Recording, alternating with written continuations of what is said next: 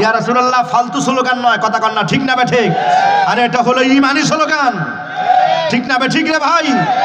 আজকে নবী পাকের শান এবং মানে এমন কটূক্তিমূলক কথা বলছে যেগুলো ঈমান হারাবার কথা। নাউজুবিল্লাহ বলেন। হাবিবে কিবরিয়া সরকারে দোয়ালাম নারে রিসালাত আপনি নাই বললেন, এন থেকে না আপনি বাদ দিলেন, নারে রিসালাত কইলাম না, নারে তাকবীরই বললাম। তা আপনি অন্য জায়গায় বাদ দিবেন কেমন? আজানের মধ্যে কি নবী পাকের নাম নাই? একামতের মধ্যে কি নবী পাকের নাম নাই? এ ভাই নামাজের মধ্যে কি নবীর সালাম নাই? কালিমা তাইয়্যিবার মধ্যে নবী পাকের নাম নাই?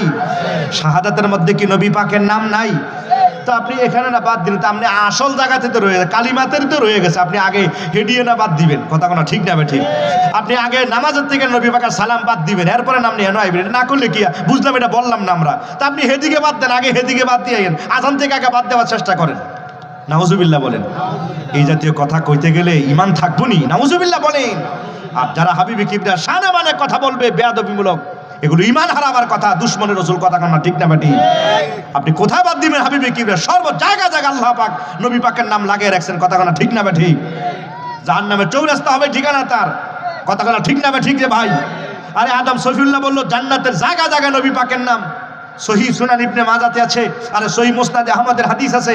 আন ইবনে মাসউদিন রাদিয়াল্লাহু তাআলা আনহু কল ক্বালা রাসূলুল্লাহ সাল্লাল্লাহু আলাইহি ওয়াসাল্লাম আকবালা আদম আলাইহিস সালাতু সালামা আলা ইবনিহি শিশা ফাকালা বুনাইয়া আনতা খলিফাতি মিন বাদি ফাকুজা বি ইমারাতিত তাকওয়া ওয়াল গরওয়াতিল ওয়াসকা ফালাম ফাকুল্লামা যাকারতাল্লাহ ফাসকুর মা ইসমিল্লাহ ইসমা মুহাম্মদ সাল্লাল্লাহু আলাইহি ওয়াসাল্লাম লিআন্নী রাআইতু মাকতুবান মা ইসমিল্লাহ ইসমা মুহাম্মদ সাল্লাল্লাহু আলাইহি ওয়াসাল্লাম আলা সাকির আরশে ওয়ালা ওয়ারাকি শাজারিল জান্নাতে ওয়ালা নুহুরি আইনিল হুরে ইলা আখির হাদিসে রাওয়াহু আহমদ আও কামা ক্বাল আলাইহিস সালাম। চিৎকার মেরে আওয়াজ করে বলি আল্লাহু আকবার।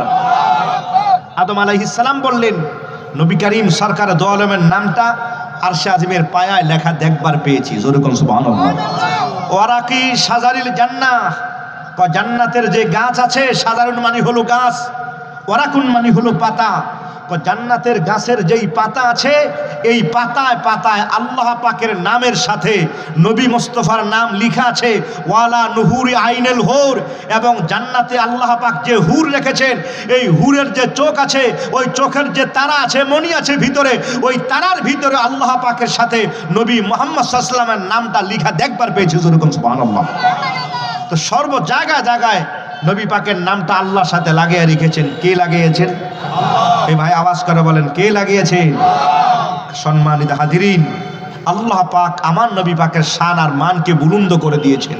হাদিস শরীফ আছে, আন ইবনে আব্বাস রাদিয়াল্লাহু তাআলা আনহু কল লাম্মা নাযারাত হাযিহিল আয়া ওয়া রাফানা লাকা যিকরাক ফাজা জিবরাইল আলাইহিস সালাম ফাসাল্লামা আন-নাবিয়্য সাল্লাল্লাহু আলাইহি ওয়াসাল্লাম ফাকালা ইয়া রাসূলুল্লাহ হাল আনতা তা'লামু কাইফা রাফা আল্লাহু যিকরাকা হিনা ক্বালা ওয়া রাফানা লাকা যিকরাক ফাকালা রাসূলুল্লাহ সাল্লাল্লাহু আলাইহি ওয়াসাল্লাম কাইফা ইয়া আখি জিবরাইল ফাকালা জিবরাইল ইন্নাল্লাহ আযজা ওয়া জাল্লা ক্বাল ইযা যুকিরতু যুকিরতা মাই রাওয়াহু শিফা আও কামা ক্বাল। জবান খুলে আওয়াজ করে বল আল্লাহু আকবার।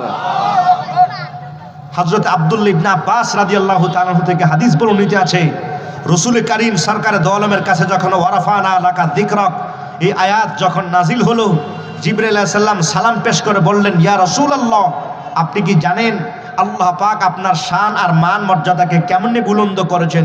নবী পাক বলল, কেমন করে ভাই জিবরাইল?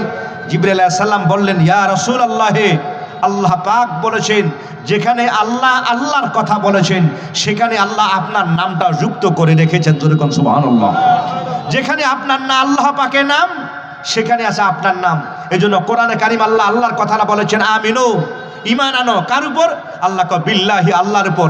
আল্লাহ পাক শুধু আল্লাহর কথাটা বলে ক্ষান্ত হন নাই, আল্লাহ কয় বিল্লাহি ওয়া রাসূলি, ঈমান আনো আল্লাহর উপরে, ঈমান আনো আমার রাসূলের উপরে, জোরে কর না সুবহানাল্লাহ। আল্লাহ কয় মুমিন হলো তারা, ইন্নামাল মুমিনুন আল্লাযিনা আমানু বিল্লাহি ওয়া রাসূলিহি, ঈমানদার হলো তারা, মুমিন হলো তারা যারা ঈমান এনেছে আমি আল্লাহর উপরে, ঈমান এনেছে আমার নবী মুস্তাফার উপরে।